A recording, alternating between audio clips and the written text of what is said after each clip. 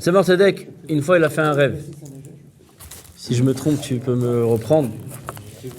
Je sais pas, dans les histoires, dans les dioukim, malgré qu'il faut être très daïkan dans les histoires. Le rabbi il était très makpid dessus. Le Tzemar Tzedek, il a fait un rêve où il y a l'Admour Hazaken. Donc il y a l'Admour Hazaken et le Baal Shem Tov qui se trouvent au bord du ruisseau. Et les deux, ils doivent traverser le ruisseau.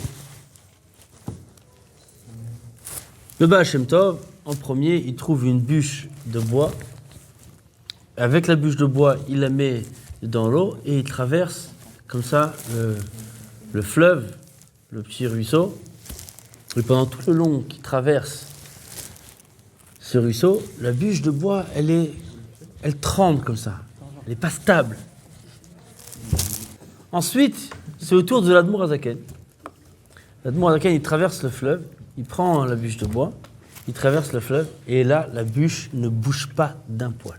Elle est stable, forte, comme du béton, de l'acier, ce que vous voulez. C'est dès qu'il se réveille, et ça l'intrigue. Ma pshat, c'est quoi le pshat ici? Que le Baal Shem Tov il passe, la bûche elle tremble, l'Admour Hazaken il passe, la bûche elle est stable. Elle bouge pas. Elle bouge pas. Donc le Tzemar Tzedek il décide d'aller voir l'Admour Hazaken. Il va voir l'Admour Hazaken, il lui raconte son rêve. Et il lui demande c'est quoi le pshat? C'est quoi le sens de ce rêve?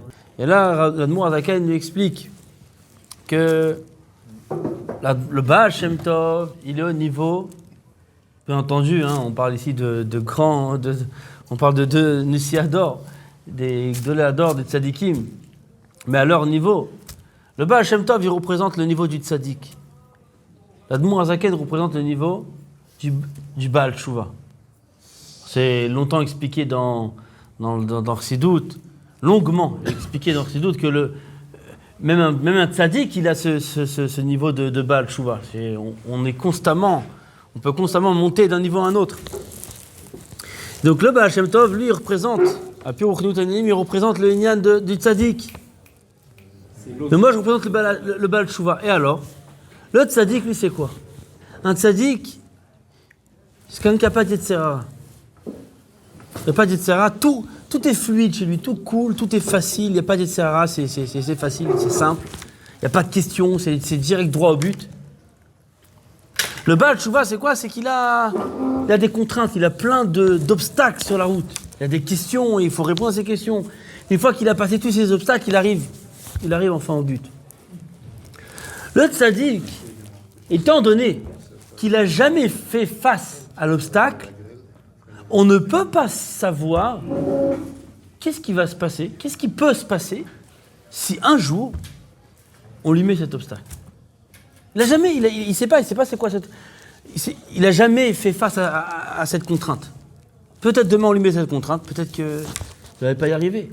Le Baal Tshuva, lui, il a déjà fait face à ces contraintes, il a déjà fait face à ces obstacles, il les a surmontés. Donc c'est déjà connu pour lui, il a prouvé que ces obstacles ne vont pas l'intercepter dans son chemin. Donc l'autre, ça dit, Avodat Hashem en réalité, Avodat Hashem, elle est très bien, elle est parfaite, mais elle tremble. Pourquoi elle tremble? Parce qu'elle n'est pas stable à 200%. Elle n'est pas stable à 2000%. Pour être stable à 2000%, c'est lorsque le Baal Tshuva, il a passé tous les obstacles. Et malgré les obstacles, on continue. Lui, c'est sûr qu'il va rester dans le bon chemin. Le tzaddik, du jour au lendemain, tu lui mets un Yetzirah, va savoir s'il va tenir. C'est pour la première fois qu'il va se poser une question. Ah, comment on fait? Vous savez, on compare le Talmud Yerushalmi, Talmud Bavli. Talmud Yerushalmi, c'est comme le der du tzaddik, et Talmud Bavli, c'est comme le Baal Tshuva. Pourquoi? Parce que Talmud Yerushalmi, on va droit au but. Il n'y a pas tout le shakla vetaya, des questions et des pilpoulis, mais Yerushalmi, on va directement au but, on va directement à la maskana, à la conclusion. Alors que le Bavli, on pose toutes les questions imaginaires qu'on pourrait penser. Et après, on arrive à la conclusion. Lorsqu'on a posé toutes les questions possibles, on arrive à la conclusion. Là, tu es sûr que la conclusion, elle est claire et nette. Elle est irréprochable. Elle est vraie. Mais lorsque on te dit, bon, ça c'est le Inyan, ça c'est la halakha, c'est comme ça. Et là, tu pourrais te poser plein de questions. Quelles sont les réponses? Tu peux peut-être dévier du chemin. Donc lorsque le tzaddik, lui, il n'a pas passé par ces étapes d'obstacles. Donc c'est pas sûr à 2000%. Par contre, le Baal Tshuva, lui, il passe par toutes ces étapes, par ces obstacles. Et malgré tout, il y arrive au bout. Il arrive à être Oved Hashem comme il faut. Donc lui, là, c'est sûr que son travail, il est émet. Et qui peut tenir.